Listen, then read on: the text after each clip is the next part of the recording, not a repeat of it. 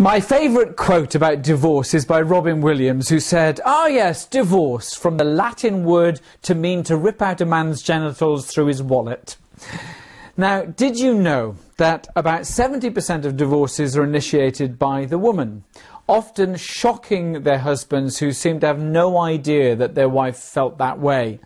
Men are more likely to tolerate an unhappy marriage, but women will often plan their exit months, sometimes years in advance. Women are so much better than men at planning a divorce. Most men don't plan, so they lose more, so go figure that out for yourself. In this program, I'm going to share with you a number of behaviours that dangerous women use before they announce a divorce. Some of what I talk about are worst-case scenarios, but at least it gives you an idea of what can happen. But first, a few facts about divorce. In the last 40 years, divorce rates have soared in just about every so-called civilized country. There are nearly 1 million divorces a year in the United States. In the UK, there are about 150,000 divorces every year. That's 1.8 million in the past decade. If you're married already or about to get married, you're far more likely to become divorced than win even a small lottery prize. Marrying and then divorcing a nasty woman hurts, and in more ways than a non-divorced man can ever imagine. A vindictive woman's goal is often to walk away with the most valuable marital assets, and she goes after it with a ruthless passion that is impossible for most nice men to understand. On top of that, the legal system is preferential to women.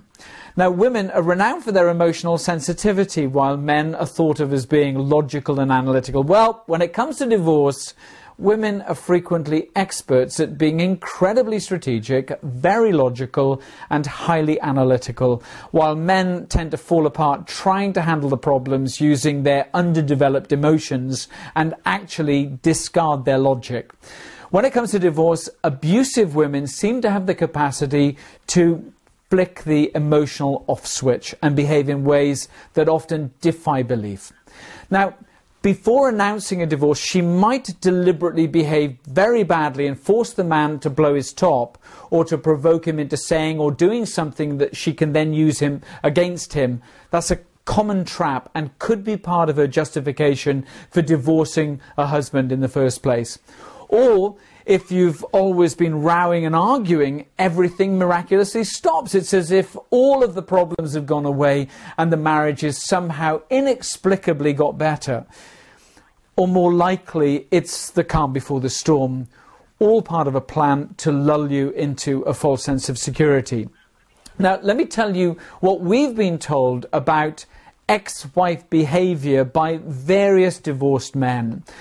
Now, not all of these will always happen, but it will give you an idea of what you can expect. One woman started removing joint marital assets from the home, and she hid or sold them and pocketed the cash. The wife of another man we knew would go away for days on end, loading up the car with many of his personal items from before the marriage and selling them. Not only did she keep that cash, but when he bought the replacement TV or stereo, it became joint property purchased after the marriage. Now, this tricky conversion of assets meant that when they divorced, he lost most of what he'd had before the marriage, as well as what they'd bought together. She may have been advised to spend as much of his money as possible and to go further into debt than ever before. Now, this strategy may include running up larger than usual balances on joint credit cards, on items for her personal use, such as expensive clothes and furniture. She may insist on a new car, paid for in cash, or a loan in the husband's name. This is quite cunning because it could be used to prove to a divorce court that she's used to a lavish lifestyle, which her lawyers will then argue should be maintained after the divorce. Maybe she returns some of the expensive items for a cash refund later. Multiple wins for a very deceitful wife. Of course, by doing this, she could destroy the husband's credit rating at a time when he's at his most vulnerable financially, making it difficult or even impossible to secure a loan to start the life again. Meanwhile, she resorts to her maiden name after the divorce and then is free to apply for credit. She may give up her job to prove in a divorce court that she's got no income, or she persuades the husband to see a therapist. Now, this is a neat trick because you'll be blamed as the reason that she went to see a therapist in the first place, and then you pay for her proof against you. Some women have been known to lend her husband's money to family members or friends, and they get it back after the divorce has been finalised. And a similar trick is when she claims to have lost a lot of money gambling.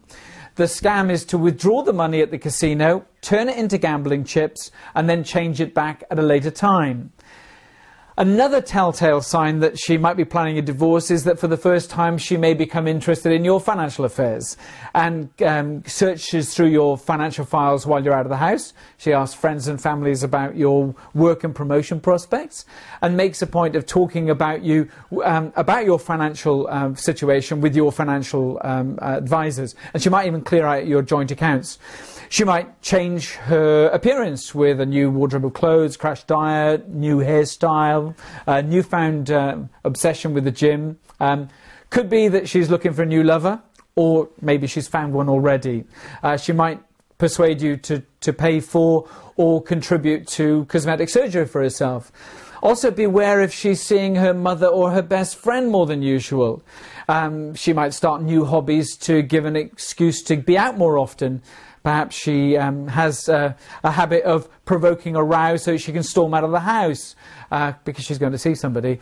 Her cell phone may be off at new times of the day, or if she answers it, she cuts you off instantly and then calls you back, say, 30 seconds later, having had time to move out of the earshot of her new boyfriend, maybe. She might accuse you of having an affair when you're not, and she knows it, but she is. And all this before she even tells you that she wants a divorce. Then it can get much worse. Now, a final comment about most divorces. Her lawyers invariably make ridiculous and unreasonable demands on the husband, designed to push buttons so that they wear you out emotionally. This increases the likelihood that eventually you'd agree to anything in order for the pain to go away.